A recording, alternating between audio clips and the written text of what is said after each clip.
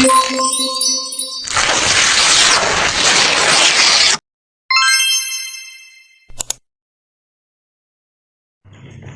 udah tahu belum sih tentang alur penyusunan laporan keuangan pemerintah pusat itu seperti apa?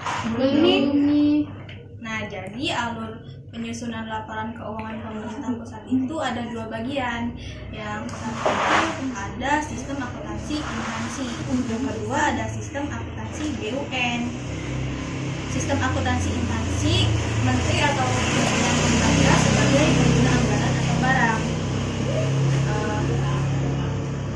Bagian yang pertama itu ada satker.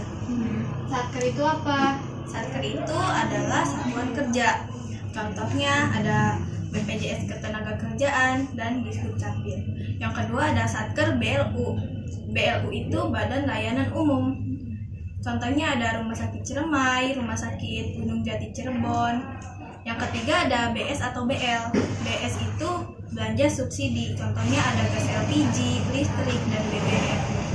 BL itu belanja langsung.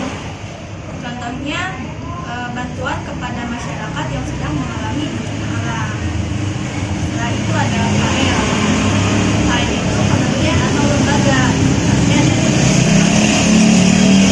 Dari 34 kementerian dan 28 lembaga. Mengambil kementeriannya itu Kementerian Perhubungan. Satkernya ada Dinas Perhubungan Kota Cirebon. Setelah itu kemudian satker ini akan menghasilkan laporan keuangan yang akan diserahkan ke wilayah atau provinsi Balai Pengelola Transportasi Darat. Kemudian akan diserahkan ke eselon 1. Eselon 1 adalah pusatnya. Pusatnya adalah Direktorat Jenderal Perhubungan Darat. Setelah itu akan diserahkan kepada Kementerian Perhubungan dan akhirnya akan menghasilkan outputnya, LKKL. LKKL itu apa? LKKL itu laporan keuangan Kementerian Lembaga. LKKL ini terdiri dari laporan operasional, laporan perubahan ekuitas, neraca, laporan realisasi APBN, dan catatan atas laporan keuangan. Selanjutnya adalah sistem akuntansi bendahara umum negara. Menteri Keuangan sebagai bendahara umum negara yang mengelola APBN. Bagian yang pertama yaitu KPPN atau Kantor Pelayanan Perbendaharaan Negara.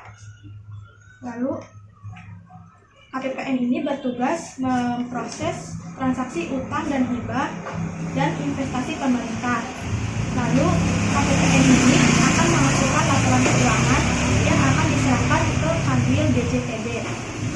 Kanwil DJPB ini bertugas mengurus penerusan pinjaman dan transfer ke daerah. Lalu Kanwil DJPB akan menyerahkan laporan ke pusat, yaitu Dirjen Perbendaharaan yang mengurus transaksi khusus dan badan lainnya. Selanjutnya Dirjen Perbendaharaan ini akan menghasilkan laporan keuangan bendahara umum negara yang terdiri dari laporan arus kas, laporan realisasi APBN, laporan perubahan ekuitas, laporan perubahan saldo anggaran lebih, neraca, dan catatan atas laporan keuangan. Lalu LKBUN ini akan dikonsolidasi dengan LKKL tadi. Konsolidasi itu apa ya? Jadi konsolidasi itu digabungin. Jadi LKBUN itu digabungin dengan LKKL sehingga menghasilkan LKPP yang terdiri dari laporan realisasi anggaran, laporan operasional, laporan perubahan ekuitas, neraca, laporan arus kas, laporan perubahan saldo anggaran lebih, dan catatan atas laporan keuangan. Lalu LKPP ini akan diaudit oleh BPK. Audit itu apa? Audit itu diperiksa. Jadi LKPP ini akan diperiksa oleh BPK. Setelah itu BPK akan menyerahkan LKPP ini ke Presiden. Lalu Presiden akan menyerahkan ke DPR. Selanjutnya DPR akan mempublish ke masyarakat umum. Oh iya, ada info tambahan nih. Jadi Presiden itu mempunyai batas waktu dalam menyerahkan laporan itu ke DPR. Batas waktunya itu 6 bulan. 6 bulan setelah masa tahun anggaran berakhir. Misal kita ambil contohnya tahun anggaran 2022. Januari 2022 sampai dengan 31 Desember 2022. 6 bulan setelah tahun anggaran berakhir berarti tanggal 31 Juni 2023. Oh, jadi alur penyusunan LKPP itu terdiri dari sistem akuntansi instansi dan sistem akuntansi bendahara umum negara. SAI yaitu Menteri Pimpinan Lembaganya berperan sebagai pengguna anggaran atau barang. Nah, unit terkecilnya atau satkernya yaitu Dinas Perhubungan Kota Cirebon.